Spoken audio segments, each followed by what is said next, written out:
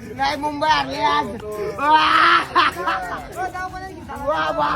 MI वालों ये क्या हो गया? फाइनल में जाने की फिराक थी और घर जाने की नौबत आ गई। एमआई को भी इस तरीके से हारता हुआ देख अब तो साला पैसे से भी विश्वास उठ गया। ये भी लग रहा है कि पैसा बहुत कुछ खरीद सकता है भाई, पर सब कुछ नहीं।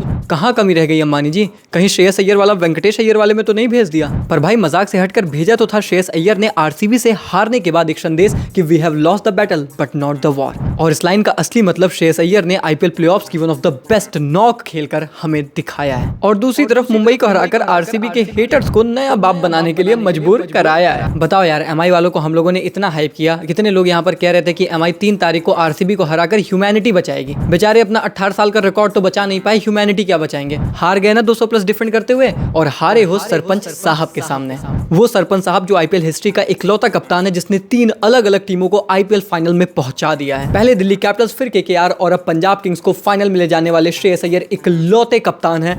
और भैया भिड़ेंगे 3 तारीख को आरसीबी से, जिसका मतलब यह है कि इस बात की अब 100% गारंटी है कि 3 तारीख यानी कि कल हमें मिलेगा आईपीएल का एक नया चैंपियन। अब वो चैंपियन कौन होगा हमें ये तो नहीं पता, पर हमें ये बिल्कुल पता है कि पंजाब किंग्स टीम भी बिल्कुल तैयार है फाइनल मुकाबला खेलने के लिए, और वो आपको मुंबई को हराने के बाद श्रेयस अय्यर के चेहरे पर दिखा होगा। बंदे ने लिटरली जीरो इमोशंस दिखाए, जैसे कुछ फील ही ना कर रहा हो, क्योंकि उसकी आंखों में वो जो शांति थी ना, उस शांति में समंदर बसा हुआ था। और उन्होंने पोस्ट मैच प्रेजेंटेशन में इस बात को क्लियर किया कि भाई अभी जॉब खत्म नहीं हुई है, अभी फाइनल खेलना नहीं है, फाइनल जीतना है। तो उस बंदे को भी पता है कि आखिर फाइनल में क्या करना है, और टक्कर भाई दोनों टीमों में कमाल की होगी, क्योंकि एक तरफ काम कंपोज्ड श्रेयस होंगे, दूसरी तरफ फायरी विराट कोहली होंगे। पर इन सब के पहले आखिर कैसे महामाइटी फेवरेट एमआई को पंजाब ने नानी माई याद दिला दी, चलिए जानते हैं आज की वीडियो में। शुरू में बारिश देखकर हमें ऐसा लगा, क्योंकि हम नादान बालक हैं, कि आरसीबी और पंजाब किंग्स के फैंस तो बहुत ही खुश होंगे और कह रहे होंगे कि बरसो रे मेघा मेघा, बरसते जाओ, हमारा क्या जा रहा है, हमारे लिए तो अच्छी खबर है। और एमआई के अंबानी साहब सोच रहे होंगे कि क्या मतलब मम्मी हम पैसे देकर बारिश नहीं रोक सकते, इंद्रदेव जी आप अपना स्कैनर तो भेजो। लेकिन हमें क्या पता था कि एमआई बारिश भले रुकवा दे, पर सरपंच साहब के तूफान को कैसे रोकेगी। अब टॉस जीता था पंजाब ने और उन्होंने गेंदबाजी करने का फैसला किया था, और इसको भी देखकर हमने क्या सोचा, नादान बालक। हम ये सोच रहे थे कि अब एमआई को क्या ही करना है, उनके लिए तो चीजें आसान है। वैसे भी अहमदाबाद में जो टीम डिफेंड करती है वो टीम मुकाबले जीत रही है, और एमआई को डिफेंड करना पसंद है। आप जाओ 200 प्लस बना दो और मुकाबला और फाइनल्स तो तुम्हारा ही है। अब इस पर पंजाब वालों ने भले बोला कि हाँ भाई तुम लोग अपने हिसाब से प्रोग्राम सेट कर लो, अपन तो अस्सी इधर। अब मुंबई के पारी की शुरुआत होती है और शुरू में रोहित शर्मा और जितेंद्र भाटवाडेकर जॉनी बेस्टो दोनों मिलकर काफी संभली हुई शुरुआत करते हैं। और इसको देखकर श्रेयस भाई यही सोचते हैं कि यार साला रोहित को कैसे आउट करें, क्योंकि अगर ये बंदा चल गया तो तुम्हें पता है कि वैसे भी सिस्टम हैंग कर देगा। बहुत सारे प्लान सोचने के बाद उनके दिमाग में आइडिया हिट करता है कि भाई हम खेल अहमदाबाद में रहे हैं, खेल नीली जर्सी के अगेंस्ट रहे हैं, और सामने रोहित शर्मा है और हमारे पास एक ऑस्ट्रेलियन है। ले कचरा, गेंद फेंक, पार्ट टाइमर मार्कस स्टोइनिस को लगा देते हैं और गेस व्हाट, ये प्लान सक्सेसफुल हो जाता है। खैर रोहित भले जल्दी आउट हो गए थे, पर इस टीम के पास बैटिंग डेप्थ की कमी नहीं थी, और बेस्टो एक बार फिर से कमाल की पारी खेलते हैं। मतलब वो बंदा जो इस सीजन अनसोल्ड था वो आता है और 2 मैचेस में बैक टू बैक कमाल की 2 पारियां खेल के जाता है। इस मैच में भी उन्होंने 38 रन बनाए मात्र 24 गेंदों में, और उनका साथ देते हैं तिलक वर्मा, जिनको ये प्रूफ करना था कि वो चंदू नहीं चैंपियन है। हाल फिलहाल में इनके बड़े मजाक उड़ाए जा रहे थे कि थोड़ा सा भी गेंद इधर उधर हिली और इनकी भैया पिली, लेकिन इस बार ऐसा नहीं था। बंदा अच्छी पारी खेलता है, और फिर आते हैं इस टीम के सबसे रिलायबल वो बंदा जिसने 16 की 16 पारियों में कभी 25 प्लस से कम रन बनाए ही नहीं, सूर्य कुमार यादव,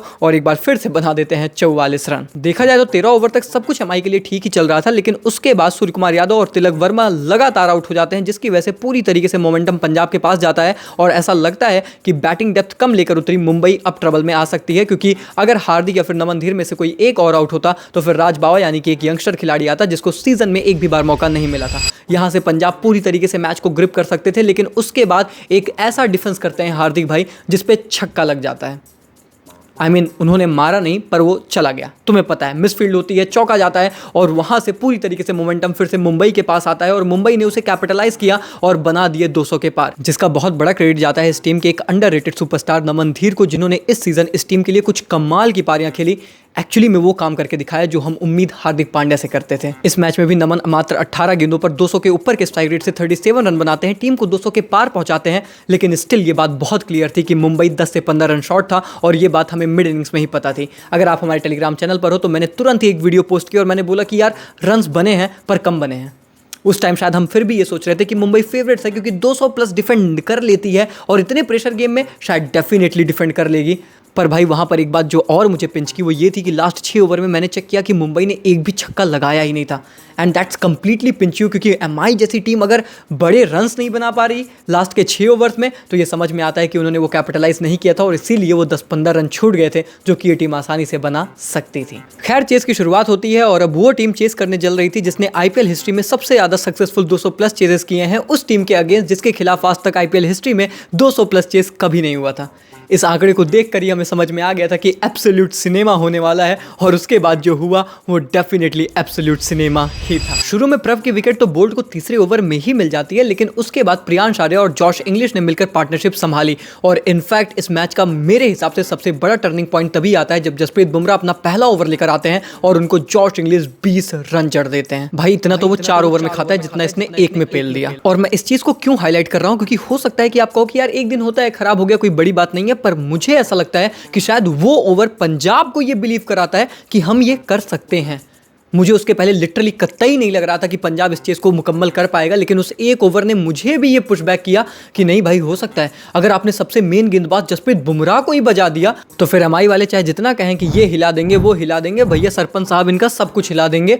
ऐसा मुझे उसी टाइम पहली बार हल्का सा फील हुआ। पर उसके बाद एक बार फिर से कैप्टन हार्दिक पांड्या अपनी क्लच परफॉर्मेंस लेकर आते हैं और जब जॉश इंग्लिश की इंपॉर्टेंट विकेट लेते हैं, जो कि सच में विकेट थी भाई, मतलब हर चीज़ में क्यों एमआई घसीटते हो, उस विकेट के बाद मुझे ऐसा लगा कि चलो ठीक है, हो गया मामला, अब नहीं जीत रही है पंजाब किंग्स। लेकिन उसके बाद हमने जो देखा है वो श्रेयस अय्यर इस सरपंच की एब्सोल्यूट मास्टर क्लास देखी है भाई। उसके बाद सरपंच साहब और एक्स मुंबई के खिलाड़ी निहाल वधेरा मिलकर 87 रन की एक ऐसी तूफानी पार्टनरशिप करते हैं जिसने इस पूरे मैच को पलट दिया।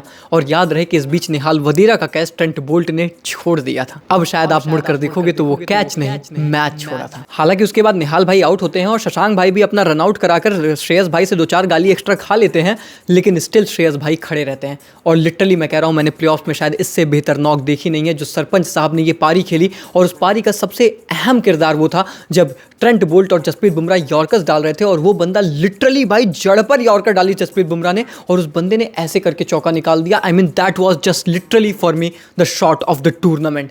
इस टूर्नामेंट में 1000 से भी ज़्यादा छक्के लगे हैं, पर अगर आप असली क्रिकेट फैन हो, आप क्रिकेट को समझते हो, आप इस इंटेंसिटी को समझ रहे थे मुकाबले की, जसप्रीत बुमराह के उस ओवर को समझ रहे थे, वो चौके निकालने को समझ रहे थे, आपको भी पता है वो शॉट ऑफ द टूर्नामेंट ही है। और सच कहूँ जिस तरीके से श्रेयस अय्यर ने खेला है, मेरे लिए तो मैन ऑफ द टूर्नामेंट भी वही है। मतलब सबसे बेहतर अगर कोई बंदा स्टैंड आउट किया है या रन्स बनाए हैं जिनसे मैं शायद इतनी उम्मीद नहीं कर रहा था। आई मीन आप सूर्य या विराट से उम्मीद करते हैं, आप श्रेयस से सोचते हैं कि रन बनाएंगे, पर इस इंटेंसिटी में इतने इंपॉर्टेंट, इतने क्रूशल, इतने बड़े रन्स बना देंगे मैंने लिटरली नहीं सोचा था। तो मेरे लिए तो स्टैंड आउट परफॉर्मर इस सीजन का श्रेयस ही है। और भले आप मैन ऑफ द टूर्नामेंट मत बोलो, पर उस शॉट को शॉट ऑफ द टूर्नामेंट तो भाई कहना पड़ेगा। पर भाई कहना तो ये भी पड़ेगा कि टूर्नामेंट में तो वैसे एमआई ने काफी अच्छा कमबैक किया था, 6 लगातार मुकाबले जीते थे, 9th पोजीशन से क्वालिफायर 2 तक आए थे, सफर बहुत अच्छा था। पर इस मैच में काफी गलतियां हो गई। जिस तरीके से लास्ट के 6 ओवर में आपने छक्के लगाए ही नहीं, फिर उसके बाद सैंडनर जैसे गेंदबाज को सिर्फ 2 ओवर के बाद आपने ओवर ही नहीं दिया, और हार्दिक पांड्या जैसे क्लच गेंदबाज ने खुद को गेंदबाजी करने का मौका ही नहीं दिया।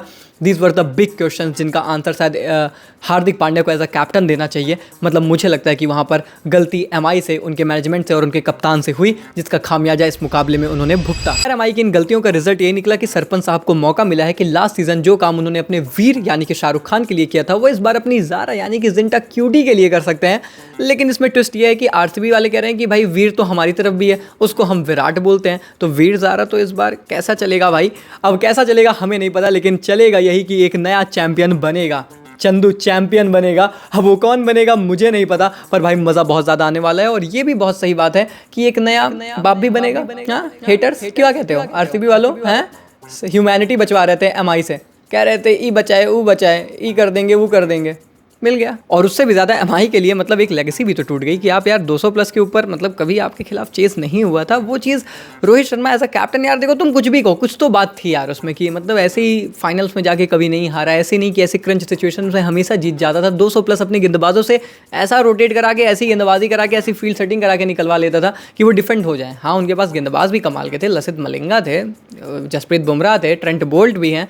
सो या that was all the factor, but भाई देखो at the end of the day portfolio में तो वही ऐड है ना कि उनके कप्तानी में तो नहीं हुआ, आपके कप्तानी में तो भैया हो गया, ये रिकॉर्ड टूट गया। पर यार अब तो बस यही बात है कि अब हमें एक नया चैंपियन मिलेगा और जाहिर सी बात है कि आरसीबी हेटर्स को, जैसा मैंने बोला, कि एक नया बाप मिलेगा। कह रहे हैं वो कि नहीं यार पिछली बार मिस्टेक हो गया था, श्रेयस भाई से ज़्यादा चेहरा मिलता है। लेकिन भाई ईमानदारी से जो है बोलूँ तो यार देखो, haters gonna hate but the reality is that मैं तो बहुत खुश रहूँगा यहाँ से अब चाहे जो जीते। मतलब सपोर्ट मेरा आरसीबी को है, मैं चाहता हूँ कि विराट कोहली डेफिनेटली ट्रॉफी उठाएं। बट यार देखो पंजाब ने भी बहुत मेहनत की है, वो भी कई सालों से नहीं जीते हैं। एंड श्रेयस अय्यर को भी तो वो पॉइंट थोड़ा सा प्रूव करना है, तो वो चीज़ भी है यहाँ पर। तो मतलब जो भी जीते यार मैं यहाँ से खुशी रहने वाला हूँ। But definitely I want RCB to win, but I am not in that position कि मेरे को कोई दिक्कत होगी कि पंजाब भी जीत गई तो चलो भैया अच्छी बात है। तो ये फाइनल काफ़ी सुकून भरा फाइनल होगा, ऐसा मुझे फील हो रहा है। फिलहाल आज की वीडियो में इतना ही। आपके लिए इस मुकाबले का सबसे क्रेजी पार्ट क्या था मुझे कमेंट में बताना। और भाई वीडियो अगर पसंद आई तो लाइक कर दो, और मिलते हैं फाइनल के कुछ तगड़े तूफान वीडियोस के साथ। मतलब बहुत मेहनत की इस पूरी आईपीएल में, अब थोड़ा सा अंतिम पड़ाव पर आ गए हैं, थोड़ा सा और काम कर लेते हैं आपके लिए। लेकिन आप लाइक और सब्सक्राइब करके हौसला बढ़ाते रहो। मिलते हैं तब तक के लिए, take care, goodbye, thank you so much.